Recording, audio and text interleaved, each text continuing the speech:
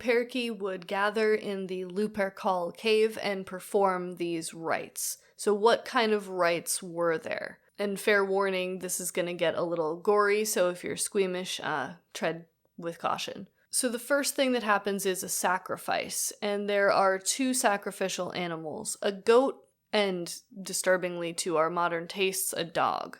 But the goat is the more important one for the rest of the rites.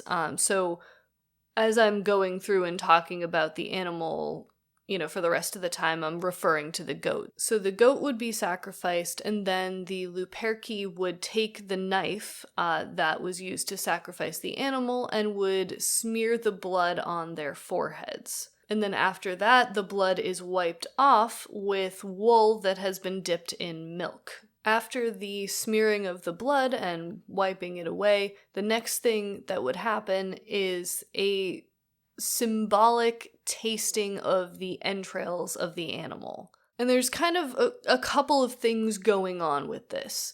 So first of all, if any of you are familiar with hunting culture, and I'm also not speaking from personal experience, but from what I understand, when you kill an animal and you eat whatever it is, the heart or the brain, or I've even seen in some cases the eyes, you kind of embody the characteristics of that animal and maybe even take on some of its vitality, some of its life. This is not a kind of immortality ritual or anything, but really an absorption of the essence of the life that has just been given.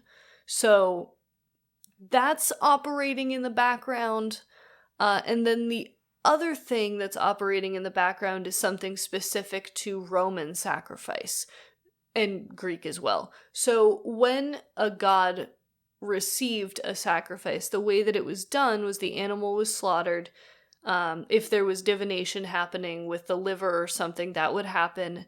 And then the entrails, the bones, the fat, sometimes you'll see this translated from Homer as the inward parts of the animal were burned on the fire in most cases, and the smoke that would rise up would be the offering to the god.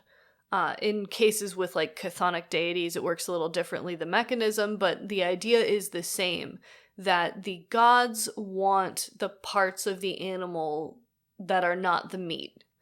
They want the bones, they want the fat, they want the organs, and so that's what was given.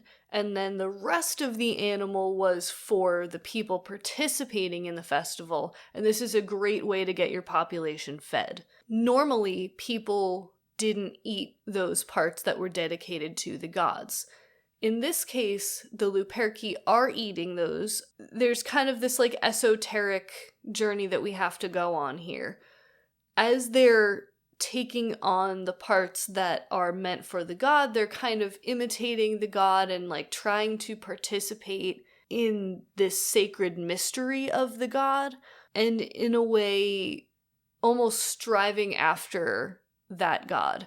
But this is no good because this is hubris. And so there is a kind of taboo against competing with the gods or saying that you're better than the gods or equal to the gods, claiming divinity when you have none. As the Luperci are doing this, they're committing a taboo act on purpose, knowingly. And then immediately after that, they run away and they're chased by other people. So in a way, they have committed a sin, for lack of a better term, and now there is the immediate consequence for that. They're being chased out. And this goes a long way towards explaining some weird stories we have. I'm thinking of Greek examples where people would cross some kind of a boundary, a symbolic boundary, maybe a body of water or something, leave their clothing behind, and run away into the wild somewhere where they would live in a period of exile, having been transformed into wolves. So I touched on this briefly. I did an old video about werewolf stories. So if you want the sources for that, go and see that video. There's all these stories of people turning into wolves and running away and living out a period of exile.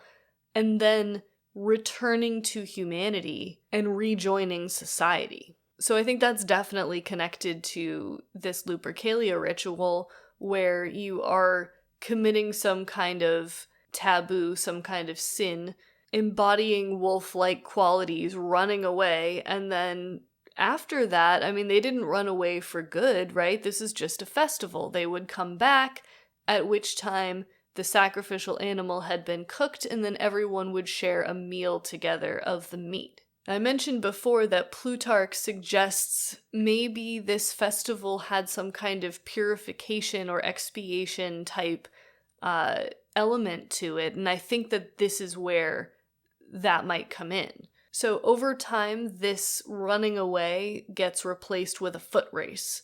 Things become watered down, things become quote-unquote civilized, and so instead of being totally naked and eating organs and running away, you have lightly clothed, maybe still tasting the organs, it's unclear, and then participating in a well-organized foot race.